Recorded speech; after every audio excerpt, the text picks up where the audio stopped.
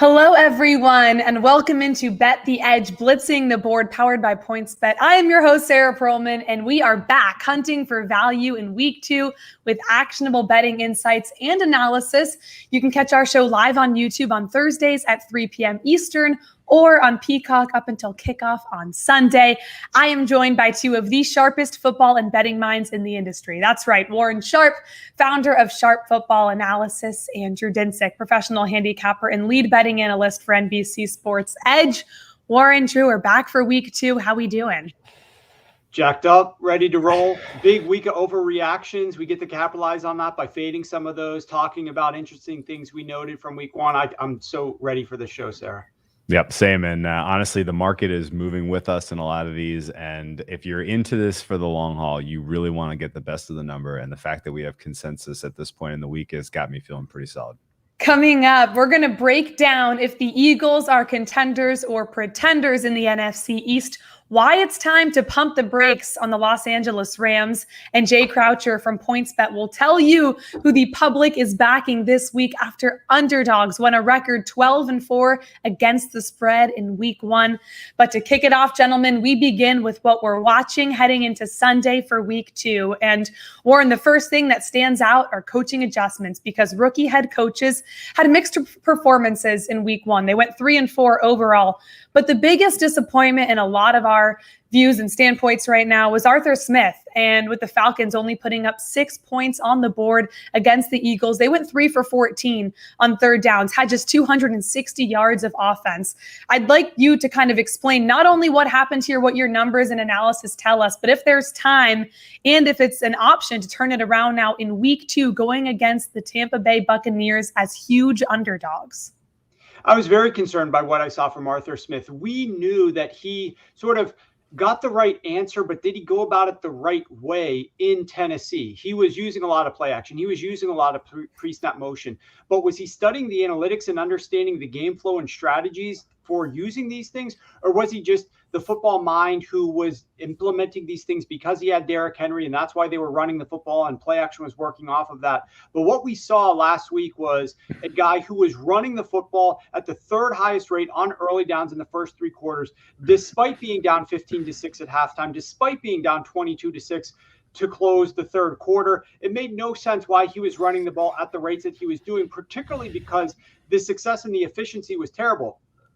40% success, minus 2.6 EPA per, minus 0.26 EPA per attempt on the ground, made very little sense. Now you're going up against a team like the Tampa Bay Buccaneers. What is the Tampa Bay defensive strength? Their run defense, where they were number 1 in the NFL last year. We saw Kellen Moore last week tell us that Dak Prescott checked out of 12 runs that were going to be run plays, but he got to the line of scrimmage audible to passes, so they threw the ball more. Why? Because passes were significantly more efficient against that Tampa Bay Buccaneers defense than were the runs that Ezekiel Elliott actually took. There was uproar from the fantasy community and some other people. Why aren't they running the football more? What's Zeke doing? Well, they were not running the football more because it's hard to run against this defense. You need to throw the football more against Tampa Bay.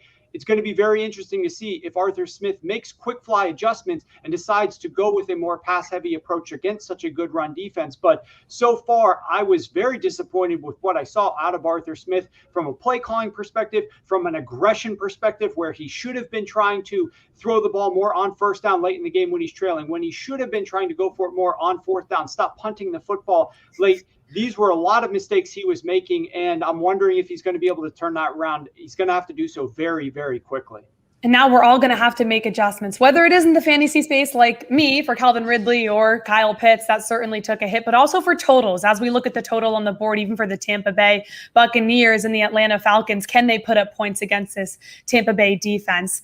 Something else that stood out in week 1 are veteran quarterbacks. Now we move ahead for week 2 at home, and there's a few that stand out. Aaron Rodgers, for what it's worth, 12-1 in home openers. I'm going to talk about Russell Wilson later in the show, 9-0 in home openers, but we have have to remember that Aaron Rodgers got smoked last week in their week 1 game. He famously said a few years ago, Drew, just to relax when he was looking at this week 2 matchup. I think it's really hard to imagine that the Packers cannot get back on track with his offense. I just mentioned he's 12-1 in home openers, but as I also alluded to, they did not have anything going for them in their week 1 game against the Saints. So what are your spots and the ability for them to bounce back possibly here at home now facing Detroit on Monday Night Football, Drew? No, I completely agree with your take. The Packers have shown us throughout the years under Aaron Rodgers that they will give you a stinker in some weeks. And those stinkers happen to be in Florida, happen to be in California. Very rarely are they ever at home. And in general, I do think the Packers get back on track. I did not adjust my ratings on them at all after that week 1 performance. I give them a complete pass on that regard. And realistically, I think over the complete NFL, I only had home field advantage mattering for about 1 point. Against the spread in week 1, about 2% in terms of win probability. That's relatively low. And now week 1, some of the aspects of home field advantage, namely your opponent traveling and on top of just the crowd noise and the refereeing, some of that really it isn't manifest week 1. So I would not be surprised if we see home teams perform a little bit better in week 2. Now that we have some teams on back-to-back road games, we have some teams that are traveling across the country playing in early spots, specifically some West Coast teams. And so there's a realistic shot here that I think the home sides will perform well for us this week. Right. We're talking about Seattle. And of course, as you just mentioned, the Packers. And I think home field advantage certainly helped out the Kansas City Chiefs. And you could argue the Las Vegas Raiders, who, by the way, they are the only underdog in week 2 from the AFC and NFC West right now. The AFC and NFC West combined to go 8-0 in week 1. This is arguably, it seems like, the best division now in football if you look at their records. I know that's a bit of an overreaction, but certainly some teams, whether you prefer the AFC or NFC West in terms of competition, did great. No losses. So Warren, which team out of both of those divisions impressed you most during week 1? Arizona. I had a lot of questions. Just what is Cliff Kingsbury's offense going to look like this season? Incorporating new weapons. Defensively, they looked great as well. I was very impressed by what I saw from Arizona traveling to the East Coast to play an early kick. They absolutely dominated the Tennessee Titans. Now, some of this is on Tennessee's offense and the decision-making that they had and their play calling itself. But overall, really impressed by what I saw from the Cardinals. Yeah, I was as well. And I do look forward to seeing how they now perform in a bigger spot after having such an easy win during week 1. It's time to get to our game previews. And we're going to begin with Warren Sharp's game of the week, which is the San Francisco 49ers at the Philadelphia Eagles. Right now, the 49ers are laying 3. It opened there, and that's where it remains right now. Now, the Eagles are one of the surprise teams in week 1 as they dominated the Falcons from start to finish.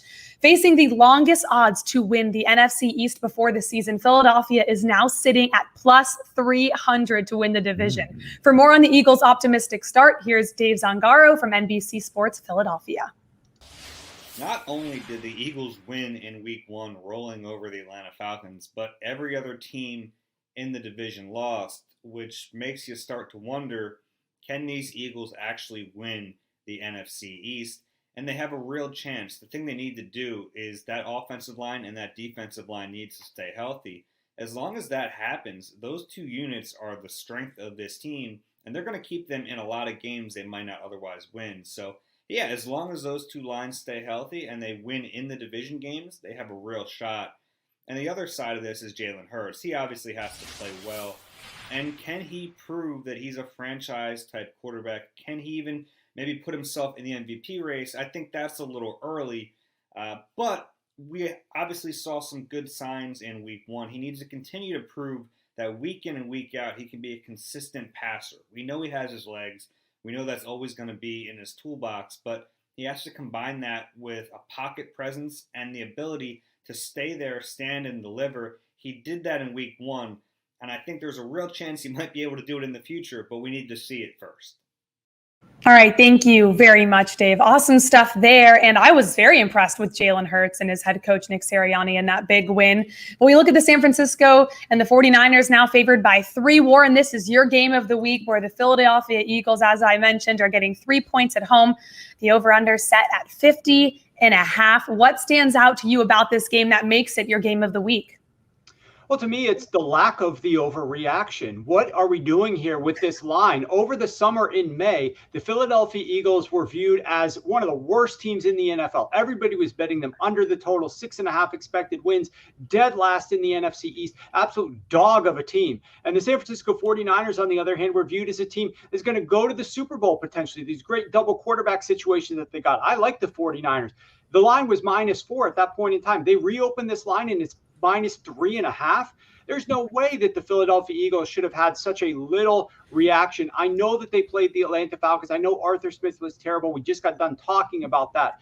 The fact of the matter, though, is that the Philadelphia Eagles right now have a healthy offensive line. They have a healthy defensive line. They have a very balanced situation on offense where they can run the ball and pass the ball. They were the number 2 most efficient team on first downs last week in the game. They were able to run the ball extremely effectively. They have a quarterback who can run the ball. And look at the 49ers. I know they stayed out in West Virginia. That is definitely a positive for them. That being said, they lost a number of defensive players. They're trying to sign free agent cornerbacks because their cornerback depth is getting eradicated by the minute. The Philadelphia Eagles should be able to be very balanced offensively once again in this game. It's going to be up to the defense to try to slow down a little bit this 49ers offense. But on the offensive side of the football, I know the biggest knock on what the Eagles did last week is Jalen Hurts only had 3.7 intended air yards or something really small like that. But they didn't need to do anything. This was the game plan. Atlanta is going to blitz. Dean Pease has creative blitz types. Get the ball out of Jalen Hurts' hands quickly. What does San Francisco not do? They don't blitz. They sit back. I highly expect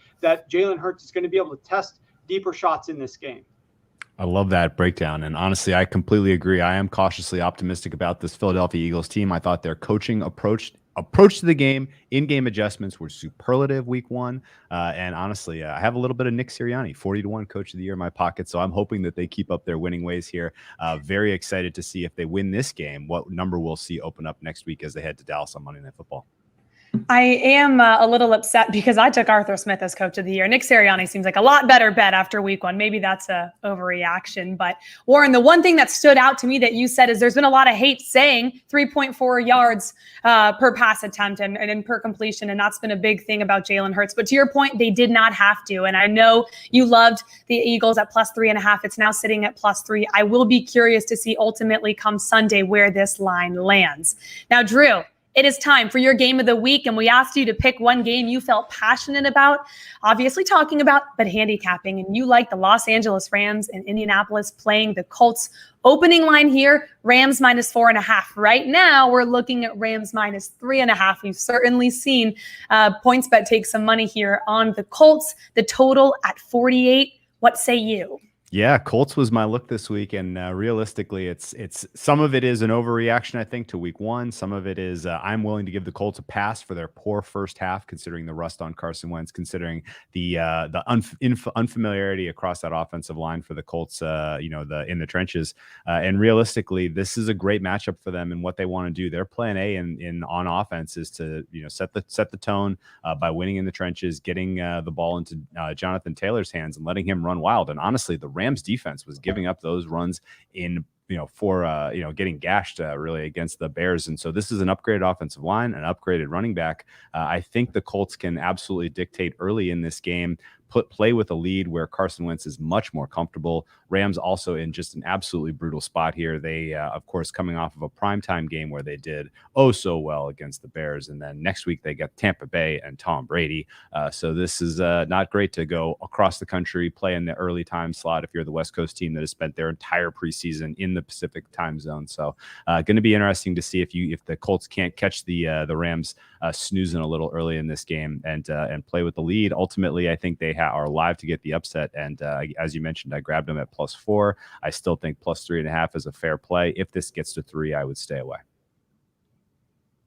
Yeah, I agree with Drew 100%. I think the value is on the Colts side of this game. I think the Colts are going to have some success here. I think the Colts offense is going to look a little bit better. I think the Rams, look, this game was very close against the Bears for a long while. And the biggest concern, why don't we stick Justin Fields in there, is he's going to get blitzed. He's going to not know what to do with the football. Andy Dalton was sitting back there having a little bit of time to throw. He just threw everything short. It was a completely inefficient game plan from the offensive strategy side of things. I think the Colts are going to come out with a little bit more intelligence from their play caller and be able to run the football, which is going to help Carson Wentz out a lot. Carson Wentz was sacked 3 times last week, so they definitely need him to protect him more now against this Los Angeles team. I did hear Drew talk about the 4 when he grabbed it earlier in the week. I love that play, but it's fair noting that these lines move relatively quickly leading up to kickoff on Sunday, so be sure to know that the advice on this game would be to grab it before 3, and if you get the 3.5 where it is right now, as we're discussing, it's a fair play to take the underdog in the Colts. Get an edge with our premium betting tools, which you can get a glimpse of throughout the show, that are packed with live odds, betting trends, predictions, player prop projections, our extensive edge finder, and so much more. Don't forget to use the code BLITZ10 to get 10% off any annual subscription. We are breaking down the rest of the NFL slate when we come back. Stay right there.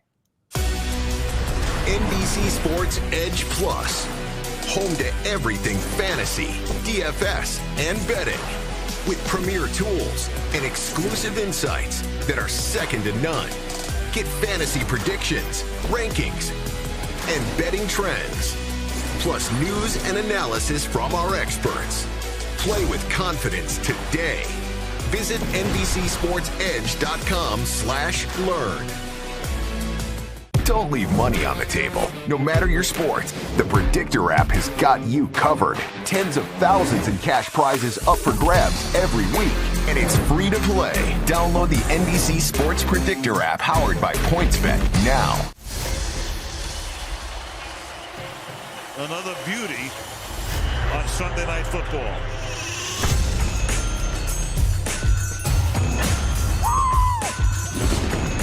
And don't touch that dial. That's sensational. What a play. Yeah! Holy smokes.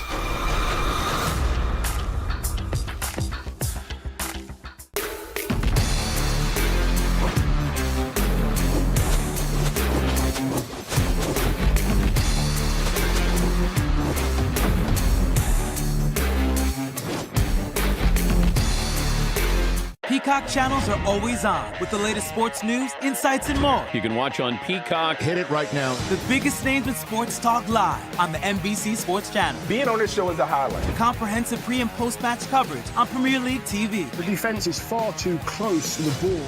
Plus, golf news and pointers from the pros on Golf Pass. I'm always visualizing. I'm always looking at where I want the ball to land. I think you're good at this game. Stream more sports headlines and highlights with Peacock channels. Welcome back to Blitzing the Board. Let's now go between the lines where both Drew and Warren have identified a matchup they are looking to attack in week 2. Now, we talked about the games that you guys targeted to really handicap, but there's so many to get to. And Warren, a game that you pointed out that I know you're really excited to watching is, of course, going to be the Buffalo Bills in Miami playing the Dolphins. This line opened at Bills favored by 3.5. Right now, we're looking at the Bills favored by 3, so some money came in on the Miami Dolphins and Tua. Total is at 47.5 right now. What in particular have you identified in this matchup that makes this game stand out to you? It's Josh Allen. It's the Bills passing game. Everybody's talking regression. We knew it was going to come. Josh Allen's coming back to earth. Look what happened against the Steelers week 1. Well, guess what? I don't think those people are factoring in. The Pittsburgh Steelers blitz only 2% of the plays, but got pressure on 39% of those plays. That's very difficult for any quarterback to deal with throwing the football into all those guys in coverage when they're still getting pressure without even blitzing. The Miami Dolphins are not built that way whatsoever. Miami plays a lot of cover 0. They play man coverage. They're going to send blitzers at Josh Allen, and Josh Allen absolutely destroys that blitz. We're going to talk about another quarterback later on in the show who destroys blitzes as well. Josh Allen takes advantage of those blitzes. That's why he's put up a lot of points against the Miami Dolphins. Their corners do not match up well with the body types of the Buffalo Bills wide receivers. I think we're going to see a lot of Josh Allen with having some time despite the blitzers coming and being able to get the ball out in space to these guys to take advantage of yards after the catch. I think the Buffalo Bills passing attack gets right on track in this game down in Miami. But that being said, I still think Tua and that offense is going to look a little bit better than they showed against New England on the road. His first game, I anticipated that he might struggle a little bit in that spot. He absolutely did, only 16 completions. I think their offense looks a little bit better. But the main thing I'm going to say is I think Josh Allen and his Bills passing attack gets back on track in Miami this week.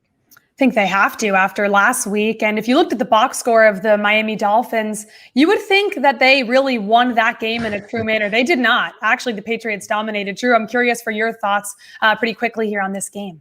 Yeah, no, I agree 100% with what you just said. I thought that was a misleading box score. I love Warren's breakdown there. And if for some reason something doesn't work out and the Buffalo loses this game, I'm going to be pretty aggressively backing them to win the AFC East.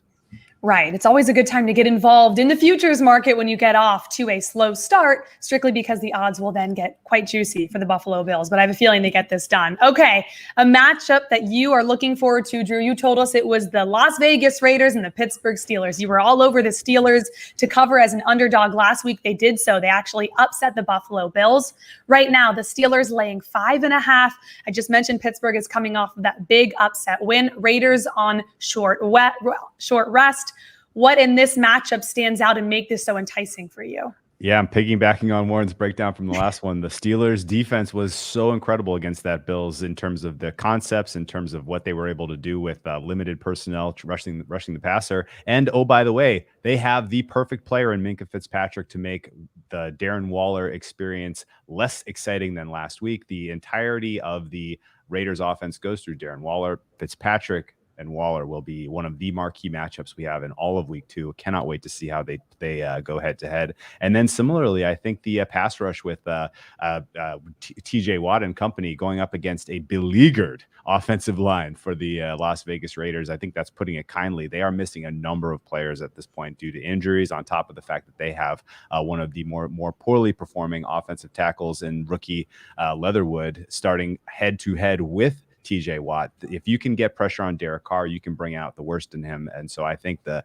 Pittsburgh Steelers and really their ability to set the tone defensively are the matchup to watch in this one. I did lay 4.5 with the Steelers earlier this week. It was 5.5 this morning. It's out to 6 now. I think we're getting closer to fair price here. My number is Pittsburgh -7. If it gets to that point by the weekend, I wouldn't play it. But between then and now, I'm still fine at Pittsburgh -6. Okay, great to know. So definitely worth keeping an eye on where this line goes. So the value is still there. Darren Waller, 20 targets against the Baltimore Ravens. I am very interested to seeing how Minkah Fitzpatrick matches up with Darren Waller. Warren, is there an edge in this game for you? Well, I just look at the time difference that we're dealing with here. The Raiders playing a Monday Night Football, having to play Sunday at 1 p.m., early kickoff out on the East Coast, all of that travel. And then that Monday night game goes to overtime. It's just ridiculously difficult for their body clock to get back up, get back hyped up for a game on 1 o'clock kick against a team as physical as the Pittsburgh Steelers. So I think it's going to be a big challenge. Plus Pittsburgh, not much travel there. They played at 1 o'clock in Buffalo, come right back to Pittsburgh. They're sitting back, resting, rehabbing, while the Raiders are playing late into the night on Monday night and now going to travel all the way to take them on. I think that Drew's got a good angle here. Yeah, not to mention the home field advantage in Pittsburgh for their home opener. Now, we do not have time to break down every single game on this week 2 slate in depth. So now it's time for the Blitz, where, gentlemen, you are going to give me your quick and honest opinion on these games. And Warren, I'll start with you. Denver at Jacksonville. Not a lot of line value. I like Denver -2.5. You could have bet that before the season. Now it's up to 6. That's ridiculous.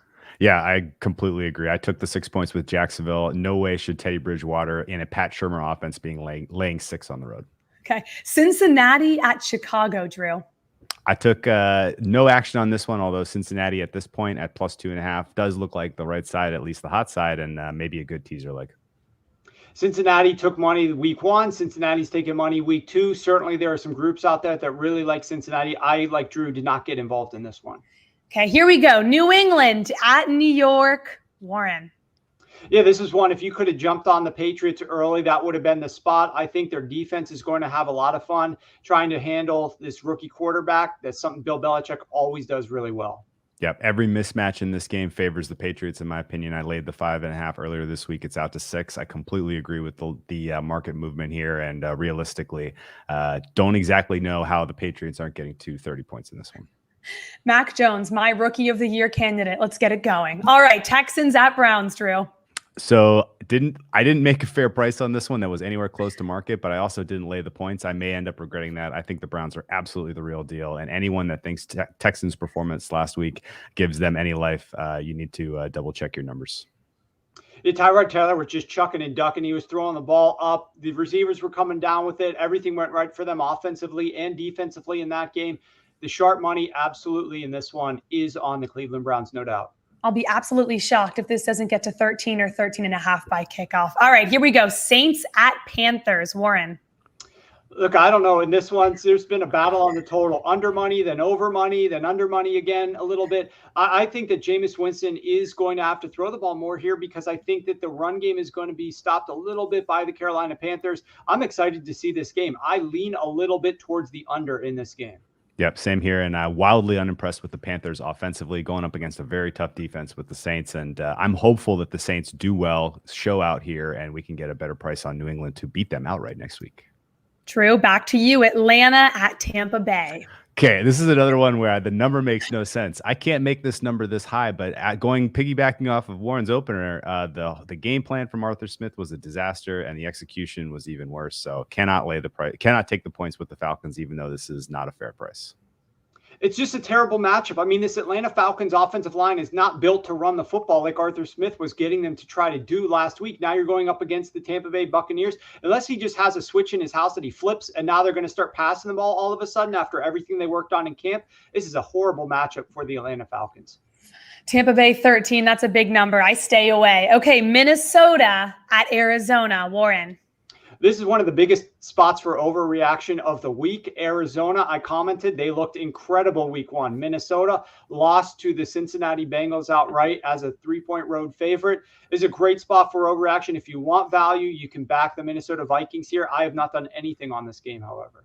I completely agree, and I did take advantage. I grabbed the 4.5 points with Minnesota. It's down to 3.5. My fair price here is 2, so basically a coin flip, and I think Minnesota is live to get the upset. And talking about this game all week on NBC Sports Edge. Give me Minnesota in every teaser leg. It's my favorite teaser leg on the board. A lot of overreactions. Don't forget to check out our daily podcast, Bet the Edge, powered by PointsBet, Monday through Friday, to arm you with the actionable information you need to wager with confidence. Drew and I, along with our NBC Sports Edge team of experts and special guests, provide listeners with unique analysis, trends, projections, and picks using our Edge betting tools, inclusive of live betting odds provided by our partner PointsBet. From futures to player props to over-unders and point spreads, tune in, give yourself an extra edge with your wagers. Coming up next right here, head trader at PointsBet, Jay Croucher, will join us to give us a peek behind the curtain at their sportsbook. We'll be right back. NBC Sports Edge Plus, home to everything fantasy, DFS, and betting. With premier tools and exclusive insights that are second to none. Get fantasy predictions, rankings, and betting trends. Plus news and analysis from our experts. Play with confidence today. Visit NBCSportsEdge.com/learn. Don't leave money on the table, no matter your sport. The Predictor app has got you covered. Tens of thousands in cash prizes up for grabs every week. And it's free to play. Download the NBC Sports Predictor app powered by PointsBet now.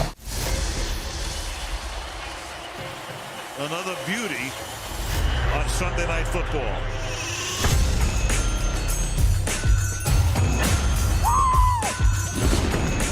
And don't touch that dial. That's sensational. What a play. Holy smokes.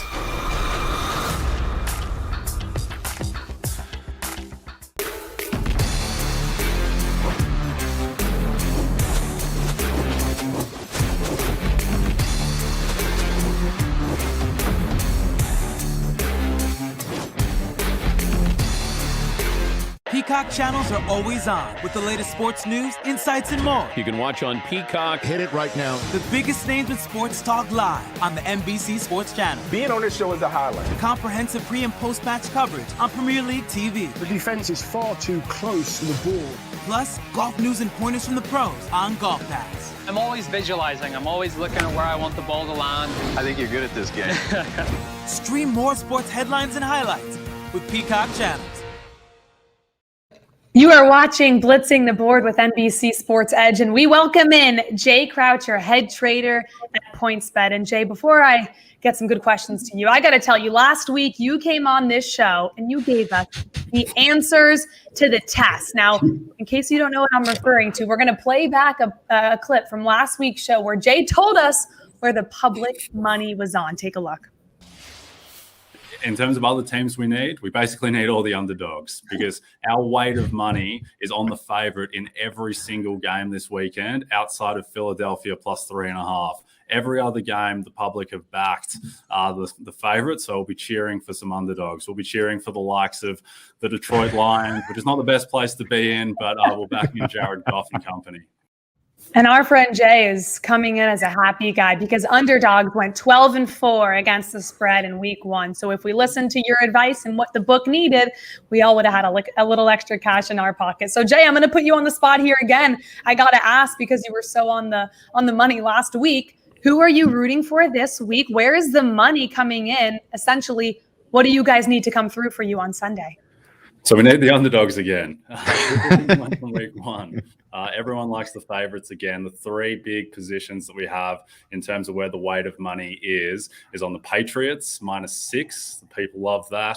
And then also the Seahawks at -6 against the Titans. And then the biggest of all is 95% of our handle is on Kansas City -3.5 for Sunday Night Football. So we'll be cheering for the Jets, which is not the best spot to be in again, but also the Ravens and the Titans.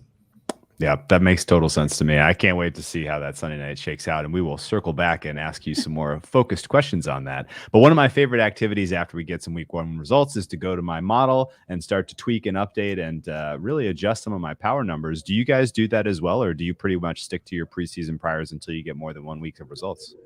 So we do regress a lot back to preseason expectations, and that's why week 2 is so crucial, where then we can start to draw some more conclusions. So this week, for us, the 2 most interesting teams in the league are Arizona and Philadelphia, who both looked incredible in week 1, but I think we're going to learn a lot more, not just about them, but also about their week 1 opponents this week, where there is a chance that Atlanta and Tennessee might be the 2 worst defenses in the league. And that was a huge part for why Philadelphia and Arizona look so good. Arizona in particular, I think, are interesting because their questions on defense are in the secondary, and their secondary didn't have to get too involved against Tennessee because Chandler Jones was wrecking Taylor Lewan for 5 sacks and 2 forced fumbles, which has a habit of helping the secondary out. So we'll see how they go against Minnesota. And then also Philadelphia, there are very real worlds where they could be favorite for the NFC East after this weekend. If they take care of business against San Francisco and Dallas lose to the Chargers,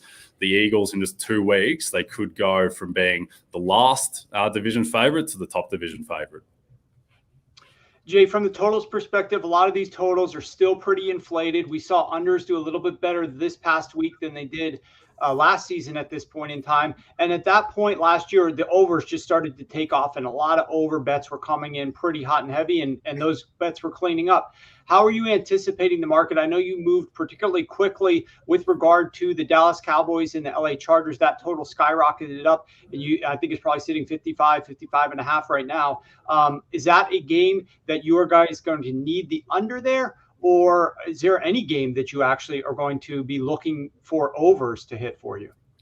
So as a general rule, we're going to be cheering for unders because they like to back overs. That is one. Dallas against the Chargers, certainly where we'll be wanting the under. And then also Seattle against Tennessee, which has also risen 2 points upwards on the total, where I think people are just looking at what Tennessee's defense did against Arizona. Tennessee were the worst defense in the league in week 1, defending the deep pass where they allowed 4 passes of over 20 yards.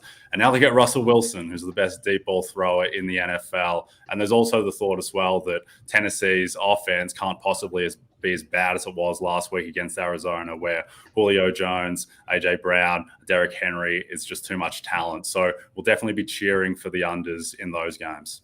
There's a game that stands out that I got to ask you about here, and it's going to be Atlanta at Tampa Bay. We spent a lot of time talking about Art Smith on this show, but there's never enough time to talk about that game and what happened ultimately in week 1. So I leave it to you. At what point is the number too big where you expect, whether it's sharper action or more casual bettors, to jump back on the Atlanta Falcons? And kind of along those lines, Jay, what did that team show you in week 1 that either has you thinking that they could somewhat be better offensively, or you're going to have to make them underdogs pretty heavily as long as you can really think about for the next few weeks? Yeah, not a good first week for Arthur Smith and the Atlanta Falcons, as Warren detailed. I think that, week 1, we talked about how there were no double-digit lines just because of the ambiguity, and we're always going to regress back to the middle. And so there weren't any huge favorites. This week already, we're seeing that, the bigger lines are getting even bigger. So Tampa Bay, they go out to -13 against Atlanta. Cleveland go from -11.5 to -13 against Houston. And I think this week we're going to really see, particularly with Atlanta, where there was the thought that, they could contend to be, if not a division-winning team, but at least maybe compete for a wild card or at least a 500 record. If they get blown out again against Tampa the way that they did against Philadelphia, then it's alarm bells time, and we'll start treating them, as a team that needs to be a significant underdog when they're playing any of the best. Yeah, Warren brought it up in the Blitz that you could have laid under a field goal on the Broncos last week against the Jags, and then it opens up at 6. I looked at that number and I said, oh, easy bet, grab the 6 points because this is coming down. No way, no how is this closing 6. And yet here we sit today, and it is still 6. That must mean you guys are writing some pretty decent action on Denver -6. Is it fair to assume that basically you're taking a position on Jacksonville at that number?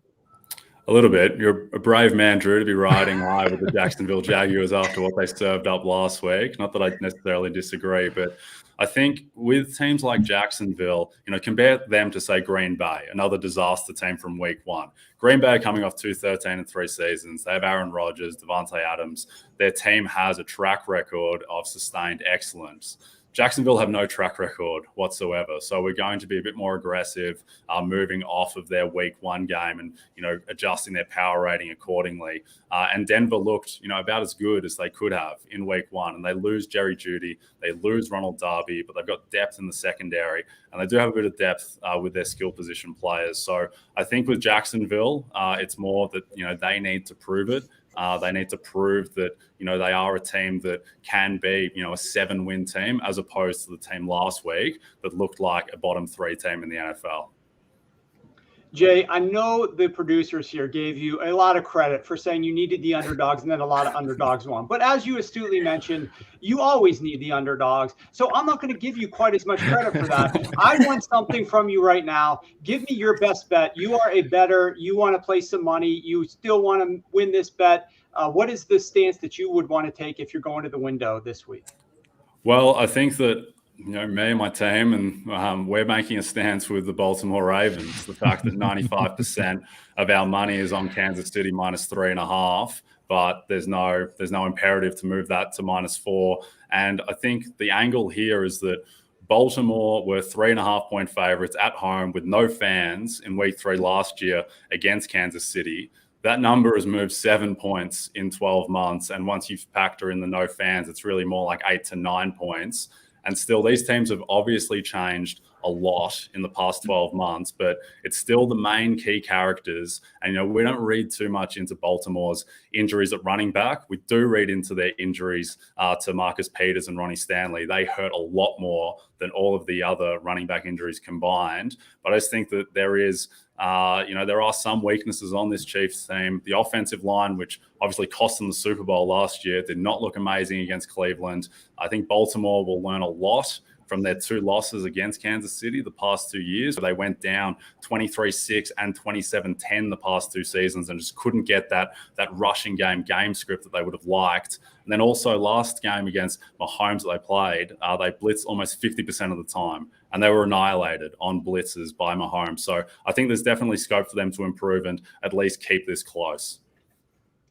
Jay, so you mentioned that you're going to need the Baltimore Ravens. You think that they've learned a lot from their prior losses to the Kansas City Chiefs. But my question for you is, how much are you buying that they actually are going to change defensively? Because as we're going to talk about momentarily, Patrick Mahomes is probably the best quarterback in NFL history against the blitz, and the Ravens do nothing but blitz the quarterback. It is who they are. They've led the NFL ever since Wink Martindale came to Baltimore in blitz rate every single season, 18, 19, and 20. They were leading the league last week in blitz rate and ultimately cost them.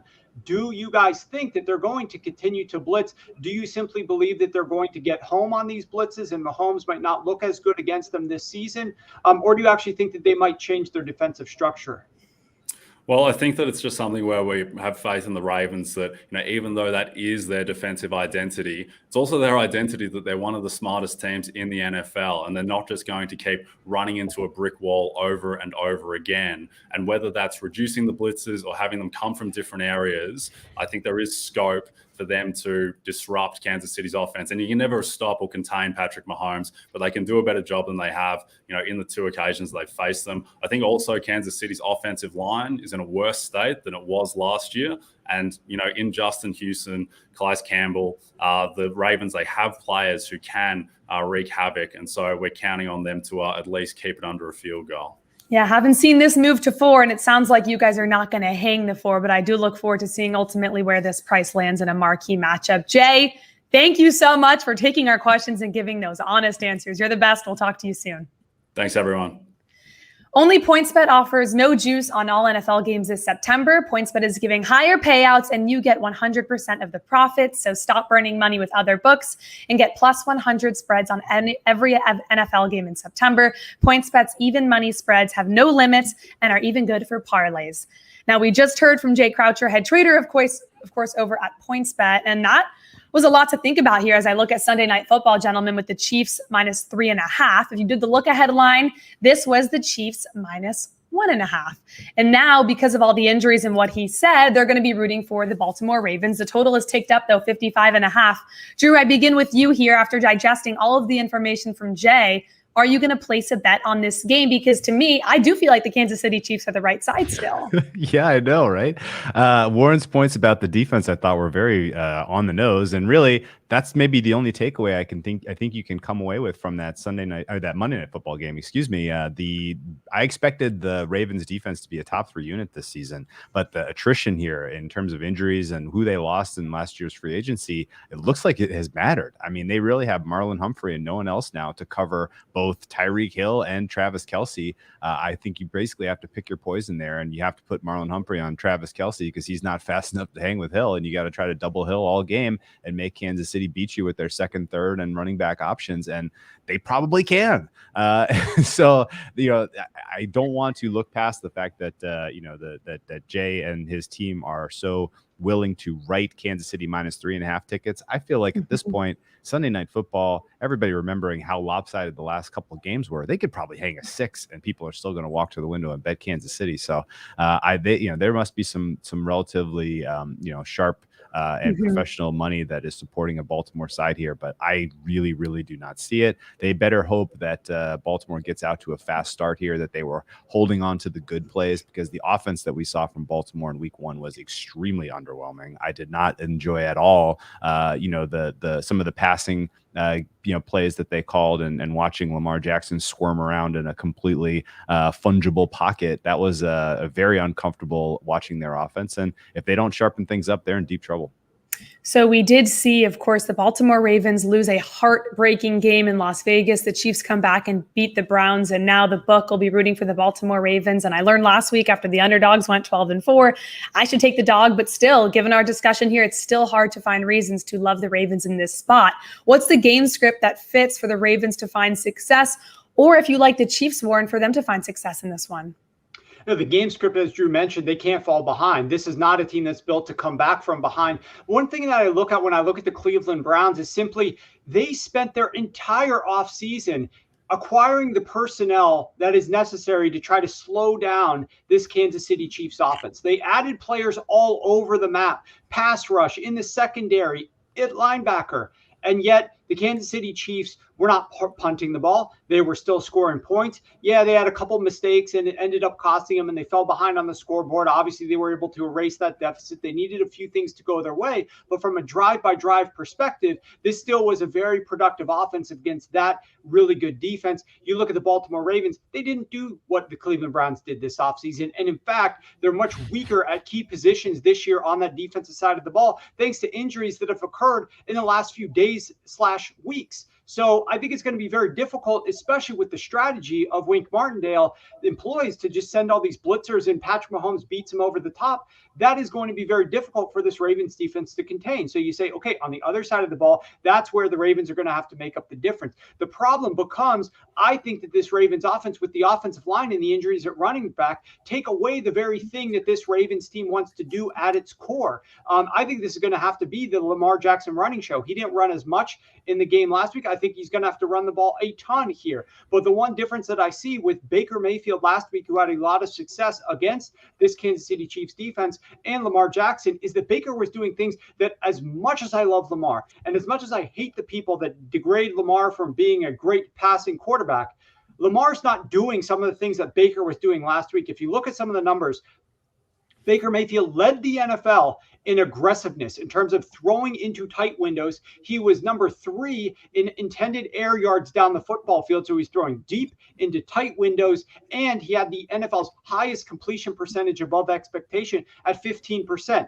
Lamar just doesn't do that. He's not the type of quarterback that's going to be slinging the ball down the field into these tight windows and hitting at a high rate. He didn't do that in the last game against the Chiefs. He didn't do that last year. He didn't do that in week 1. So that's the question marks that I have. But this is a game as a bettor that you have to really take a step back and say, I've got a lot of convictions that favor the Kansas City Chiefs. But I know that I just listened to a guy who's in charge of the sportsbook who absolutely tells me that he needs the Baltimore Ravens. He's writing a ton of Kansas City Chiefs. As Drew said, he's leaving this line at 3.5. He's letting people come in and continue to buy the hook to bet the Kansas City Chiefs -3. That is a scary proposition if you're looking to bet the Chiefs at this moment. Yeah, I got to follow real quick because I was against the Chiefs last week on the Browns. I thought the Browns were live to get that upset. I'm still angry at the punter for for not just catching and punting the ball and keeping that potential upset intact. But bygones be gone. Oh gosh, he had beautiful hair. I'll say that. But the total in this game is interesting to me at 55.5 because to me it's pretty highly correlated with the performance of the Ravens. And the Chiefs are getting to 30 in this game, in my opinion, win or lose, cover or not. And I almost want to isolate just Kansas City's team total and take a play on that in the 30 ballpark, because realistically, if the Ravens come out and perform well out of the gate here and put a little bit of scoreboard pressure on the Chiefs, we know the Chiefs can answer. They love comeback mode. We've seen it so many times from them now in high leverage games where they come back and they just pour the points on. And then if their train gets rolling, sometimes it's impossible to stop and they carry through and get a win. But ultimately, if the Ravens, this total is not getting over 55.5, if the Ravens offense is as stagnant as what we saw at times against the Raiders, and really the Chiefs defense was pretty poor, I thought, in general against the Browns. Browns could have scored more than 29 in that game if they had, kind of kept it together and Chubb hadn't fumbled and, Baker doesn't throw that end of game pick. But ultimately, this is still a Chiefs team that win or lose, I think, is getting to 30. So I'm going to be keying that team total over potentially for Kansas City. We'll see what the Ravens do because we know they blitz a ton. And as Warren and you touched on a little bit, it seems like, and we do know Patrick Mahomes so good against the blitz, and ultimately come behind mode is what they are so good at. So Ravens are going to have to get ahead early. Patrick Mahomes, by the way, 3-0 versus the Ravens over his career. Now, we talked about that total being 55.5. There's another game that has a total of 55.5 on the board. And you guys picked it. We asked you, the viewers, to help us pick which game to do a deeper dive into. We put a Twitter poll out at NBC Sports Bet. Fan vote game was the Cowboys and the Chargers. Now, this line opened at Chargers -3. Currently, Chargers are -3.5 against the Cowboys, and the total, as I just said, 55.5. This has been bet up because it opened just around 51, 52, and all they've taken is over money on this one. Drew, I will begin with you here as I look at this matchup. I talked a little bit, and I will later, but throughout the week and on Twitter, just about liking the Cowboys in a teaser leg, but money is certainly coming on the other side on the Chargers. How do you evaluate this matchup, whether it's a side or the total that you like better? Yeah, this was an interesting one because I saw some professionals take positions on the Cowboys early here at 3.5. It went down to 3. I didn't think we were ever going to see 3 again. In fact, we saw this tickle 2.5 at some spots before the news of DeMarcus Lawrence's injury hit the board yesterday. And then all of a sudden, bang, back out to 3.5 here for the Chargers. I get it. I think that the Cowboys are live in this game, though. Realistically, in LA, this is probably going to be a home away from home game for Dallas. I wouldn't be surprised if they have 80 to 90% of the fans in the stands down at SoFi. Still not a ton of fan support here in Los Angeles for the Chargers for whatever reason. Although Justin Herbert and this group was extremely impressive, in my opinion, even in a 20 to 16 win against the Washington football team. I thought they showed you a lot of what will ultimately make this a very successful offense and team under Brandon Staley. In general, I think this is a really, really fun, fair matchup. I did play the over at 52 when this first hit the board, and it's up to 55.5 right now. Ultimately, this game very much feels like first to 40 wins kind of a deal. And really, I love the idea of holding an over ticket with the Dallas Cowboys team with as porous as their pass defense is, going up against a team that can run some plus EV offense. Putting the Dallas Cowboys potentially in comeback mode in this game. Now, if the Los Angeles Chargers defense shows out and holds Dallas under 20 points, I'm going to be sweating this, obviously. But still, the way that Dak he commanded the offense so superlatively, I thought, the way he was audibling out of the minus EV plays into better looks against that Tampa defense was very impressive to me. And with a week of shaking the rust off of that arm, I think he's going to be very, very dangerous in this one. So over for me here. I still see a fair price over 55.5, so I don't hate it even after all the steam. But this should be a great game. In my opinion, actually, I disagree a little bit with Drew from only the perspective of being impressed with the Chargers last week. And the reason I say that is they were the 4th worst team in EPA per play on early downs in the first 3 quarters of the games. The teams that were the 10 worst teams in EPA per play on early downs, all of them lost except for the Chargers. So that should tell you something. It's not an efficient way to play the game. The way that passing attack was defined and was planned was basically like Joe Lombardi was working with Drew Brees. It was not like Joe Lombardi is working with Justin Herbert, who's got an arm like a cannon and can throw the ball down the field. We need Justin Herbert to be in 3 and 5 and 7-step drops, play action, turn around, find the openings down the field and sling the ball down the field. They weren't doing that. It was a lot of short things. It was a lot of read option things that was getting the ball out in the flat, not a very efficient way. And that is why they had to play and accomplish a lot of third down conversions in that game. I think they had 19 different third down attempts, and maybe they converted 15 or 14, something like that. It was absolutely absurd how many third downs that they were getting into. Now, the question always comes, what came first, the chicken or the egg? Is that the offense, or was that the defense of Washington that they were playing to? And will they attack this Dallas defense a lot differently? I hope it's the latter. I hope they were just playing like that to keep Justin Herbert upright, a good defensive line for Washington. They were trying to get the ball out of his hands quickly, and now they're going to start incorporating more of the downfield concepts because they should have a lot of success, as Drew alluded to, against this defense. The pass rush is not going to be there. Herbert should have time in the pocket, and they should be able to find openings in the secondary to exploit.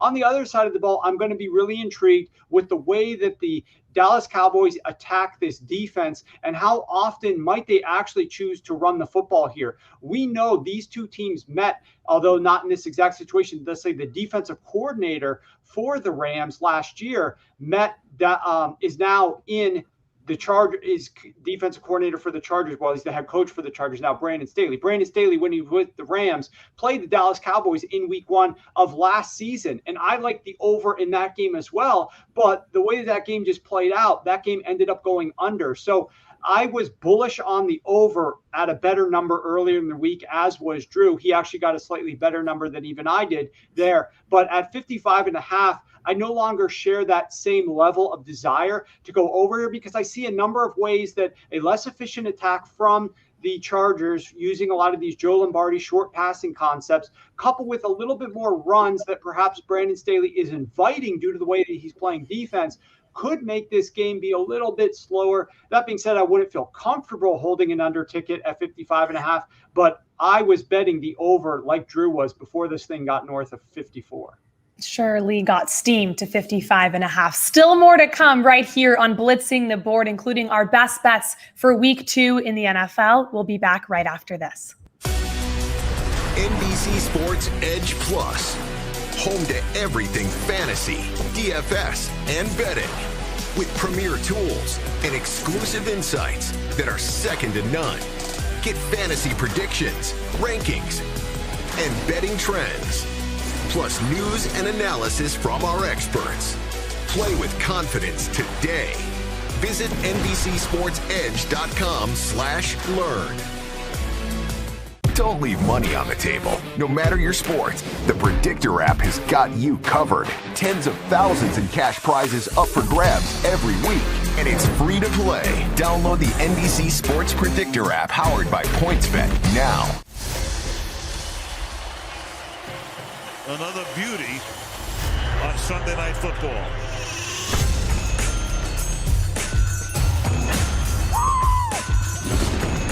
And don't touch that dial. That's sensational. What a play.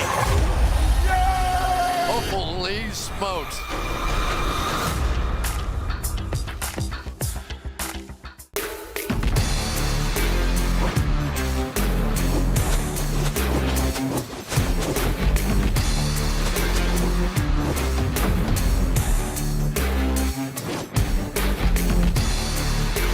Peacock channels are always on with the latest sports news, insights, and more. You can watch on Peacock. Hit it right now. The biggest names in sports talk live on the NBC Sports Channel. Being on this show is a highlight. The comprehensive pre- and post-match coverage on Premier League TV. The defense is far too close to the ball.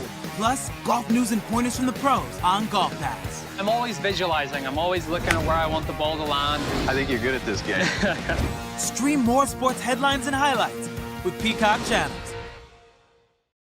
We're getting you ready here for week 2 in the NFL on Blitzing the Board, and I am here to give you my favorite betting nugget of the week. That's right. It's time for Pearls of Wisdom. Grab your pen, your paper, take some notes, because it's coming out with the Seattle Seahawks in home openers. This is what I'm looking for. I love Seattle for what it's worth, but hear me out. Seattle is ridiculous at home, guys. 55-17 straight up, dating back to 2012. Russell Wilson, we all know how I feel about him. Let the man cook, but he's 9-0 in his career home openers, and his average margin of victory in those games, 12.6 points. I mentioned they're laying 5.5, actually 6 on the board right now versus the Tennessee Titans in week 2.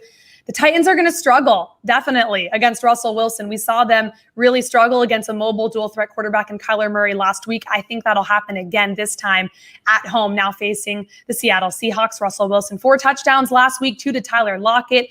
I think the secondary for the Tennessee Titans will struggle. I love Seattle at home. I really like what I saw from their new offensive coordinator, Shane Waldron. Let Russ cook. I lay the 5.5 with my Pearls of Wisdom. And for that, we now go in to our betting favorites of the week, and one of mine, Seattle minus 5.5. Warren, I kick it to you here. What's your best play on the board? I like the Eagles. You can still grab them at 3. I got 3.5. I still think there's value there. I don't think there's been a big enough adjustment from what this team was in the offseason. I think they're looking a lot better now. As for all the reasons I mentioned earlier, go back and rewind if you want to hear why.